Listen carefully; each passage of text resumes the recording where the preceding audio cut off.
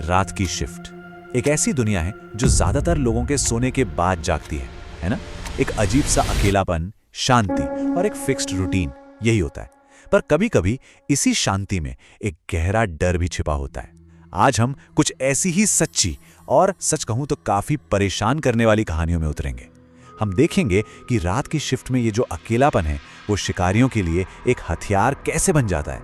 तो चलिए इन कहानियों की गहराइयों में चलते हैं। ये शब्द एक होटल कर्मचारी के हैं और ये सीधा उस डर की नब्ज पकड़ते हैं जिसके बारे में हम आज बात कर रहे हैं। सोचिए, ये सिर्फ कोई अजीब घटना नहीं है, ये वो एहसास है कि हमारी सेफ्टी, हमारी सुरक्षा का जो भ्रम होता है ना, वो कितनी आसानी से टूट सकता है। ये एक लाइन ही इन कहानियों के पूरे तनाव और बेचैनी को एकदम सामने लाके रख देती है। जरा सोचकर देखिए, एक लगभग खाली बिल्डिंग, धीमी धीमी गूंजती हुई लाइटें और बाहर बस अंधेरा। ज्यादातर रातें तो कुछ नहीं होता, शांति से कट जाती हैं। सब कुछ प्रिडिक्टेबल, सब कुछ रूटीन। लेकिन पता है, यही रूटीन एक कमजोरी भी बन जाता है, क्योंकि जब कुछ अजीब होता है, कुछ असामान्य, तो वो नॉर्मल से इतना अलग होता है कि दिमाग को यकीन ही नहीं होता। उसे प्रोसेस करने में ही वक्त लग जाता है। तो हमारी पहली कहानी एक ऐसी जगह की है जिसे हम आमतौर पर काफी सेफ मानते हैं, एक होटल। लेकिन ये कहानी दिखाती है कि कैसे कोई सिर्फ धोखे से, मतलब डिसेप्शन से, उस सुरक्षा की दीवार को तोड़ सकता है। और सबसे डरावनी बात यह है कि खतरा बाहर से नहीं बल्कि अंदर से ही आता है। देखिए, ये कोई अचानक हुआ हमला नहीं था, नहीं, ये एक धीमी, बहुत ही बेचैन कर देने वाली प्रोसेस थी। कहानी शुरू होती है रात 11 बजे एक बिल्कुल नॉर्मल से दिखने वाले चेक इन से। पर फिर उस आदमी का बर्ताव लगातार अजीब होता चला जाता है। एक बंद टीवी को घूरना, अंधेरे हॉल में बस यूं ही खड़ा रहना, ये छोटी छोटी अजीब हरकतें जुड़कर एक बहुत ही खतरनाक तस्वीर बना रही थी। और सोचिए, वो कर्मचारी घंटों तक इस खतरे के साथ था और उसे पता तक नहीं था कि वो कितना ज्यादा असुरक्षित है। और यहाँ आता है वो टर्निंग पॉइंट, वो पल जब उस कर्मचारी को एहसास होता है कि जो वो अपनी आंखों से देख रहा है और जो कंप्यूटर उसे बता रहा है, उसमें जमीन आसमान का फर्क है। सिस्टम कह रहा है कमरा खाली है, पर सामने एक आदमी बैठा है जिसे उसी कमरे की चाबी दी गई थी, और वो आदमी कभी कमरे में गया ही नहीं। बस इसी पल वो जो एक बेचैनी थी ना, वो असली डर में बदल जाती है। और आखिर में पुलिस सच्चाई सामने लाती है। वो आदमी कोई मेहमान था ही नहीं, वो एक घुसपैठिया था जिसका मकसद सिर्फ उस बिल्डिंग के अंदर आना था, और वो कामयाब हो गया था। पुलिस का ये खुलासा उस कर्मचारी के हर शक, हर डर को सही साबित कर देता है कि हाँ, वो आदमी वहां किसी अच्छे इरादे से नहीं था। उसने सिस्टम को धोखा दिया और वो अंदर था। अब जो अगली कहानी है वो एक रात की घटना से कहीं ज्यादा है। ये एक लंबे समय तक चलने वाले साइकोलॉजिकल टेरर के बारे में है। ये दिखाती है कि कैसे कोई बिल्कुल सिस्टमैटिकली किसी की जिंदगी में घुसकर उसके सिक्योरिटी के एहसास को, उसके सेफ फील करने की भावना को पूरी तरह से तबाह कर सकता है। ये पहली बात है जो पॉल नाम का एक आदमी गैस स्टेशन पर काम करने वाली मेरिडिथ से कहता है। सुनने में शायद नॉर्मल लगे, पर ये कोई आम बातचीत नहीं है।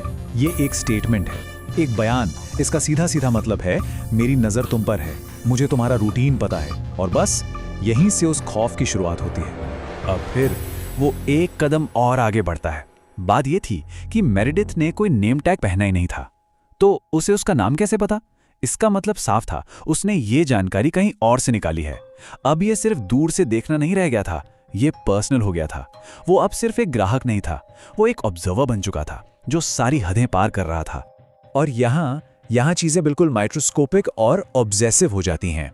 अब बात सिर्फ उसके आने जाने के टाइम की नहीं थी, नहीं, अब बात उसकी लिखावट की छोटी छोटी आदतों पर आ गई थी। सोचिए, एक बिल्कुल निजी आदत को वो इस बात का सबूत बनाने के लिए इस्तेमाल कर रहा था कि वो कितनी बारीकी से उसे देख रहा है। ये डराने का एक बहुत ही ज्यादा इफेक्टिव तरीका है। तो देखिए, ये सब कुछ रैंडम नहीं था, बिल्कुल नहीं। ये एक सोचा समझा तरीका था, एक मेथड।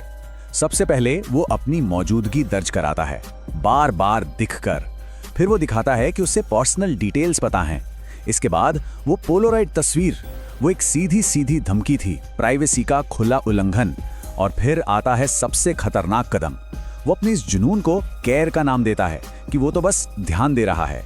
ये क्लासिक टैक्टिक है, पीड़ित को कंफ्यूज करने की, उसे खुद पर शक करने पे मजबूर करने की।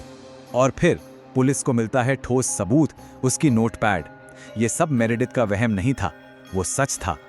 वो नोटपैड उसके हर डर को सच साबित कर रही थी। उसमें उसका पूरा शेड्यूल था, उसके कपड़ों पर नोट्स, वो क्या खरीदती है उस पर नोट्स, और उसका नाम बार बार लिखा हुआ, तब तक जब तक वो सिर्फ एक लकीर नहीं बन गया। ये दिखाता है कि उसका जुनून कितना गहरा और कितना खतरनाक था। चलिए अब हम कुछ ऐसे सिनेरियोस पर नजर डालते हैं जहां असली खतरा कहानी सुनाने वाले की नजरों से ही छिपा हुआ है। मतलब ये उस एक्सट्रीम वल्नरेबिलिटी की बात है जहां किसी को पता ही नहीं होता कि वो खतरे में है। जरा इस सवाल पर एक पल के लिए सोचिए। हमारी अगली 2 कहानियां बिल्कुल इसी आइडिया पर बेस्ड हैं। उनमें जो मेन कैरेक्टर्स हैं उन्हें खतरे का अंदाजा तब तक नहीं होता जब तक या तो कोई और उन्हें आकर बताए या फिर वो खतरा खुद ही सामने ना आ जाए। ये कंपैरिजन बड़ा इंटरेस्टिंग है। दोनों ही कहानियों में खतरा बिल्कुल नजरों के सामने है पर दिखाई नहीं दे रहा।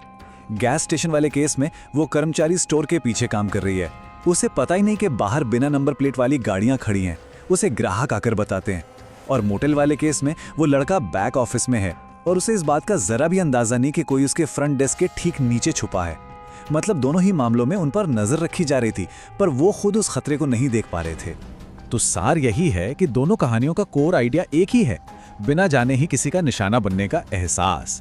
एक केस में अनजान लोगों की, ग्राहकों की अलर्टनेस ने एक बड़ी अनहोनी को टाल दिया, लेकिन दूसरे केस में उस कर्मचारी को उस छिपे हुए ऑब्जर्वर को खुद ढूंढना पड़ा जो उससे बस कुछ ही फीट की दूरी पर था।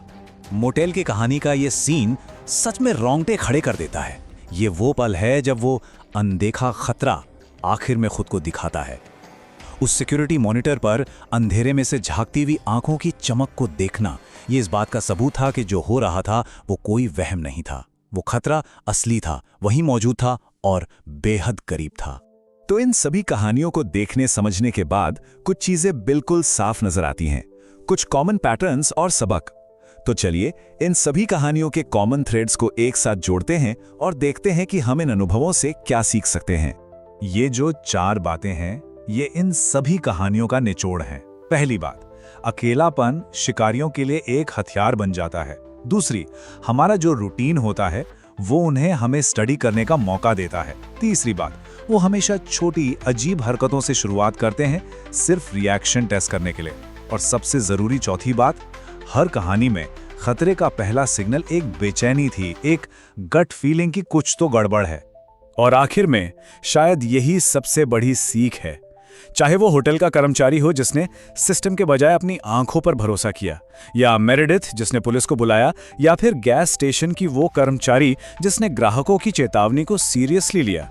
हर मामले में जो डिसाइसिव मोमेंट था वो यही था जब उन्होंने अपनी उस अंदर की आवाज पे भरोसा किया जो कह रही थी कि कुछ बहुत ज्यादा गलत है।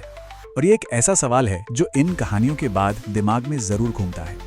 जब अंदर से कोई चेतावनी मिलती है तो क्या वो सिर्फ हमारा वहम होता है या फिर आने वाले खतरे का एक प्रीव्यू? खासकर रात की शिफ्ट में काम करने वालों के लिए इस पैरानोया और इंट्यूशन, मतलब वहम और अंतर्ज्ञान के बीच की लकीर बहुत धुंधली हो सकती है। लेकिन जैसा कि इन कहानियों ने हमें दिखाया, कभी कभी वो बेचैन करने वाली फीलिंग सिर्फ वहम नहीं होती, वो एक सर्वाइवल इंस्टिंक्ट हो सकता है जो आने वाले खतरे की एक झलक दिखा रहा हो।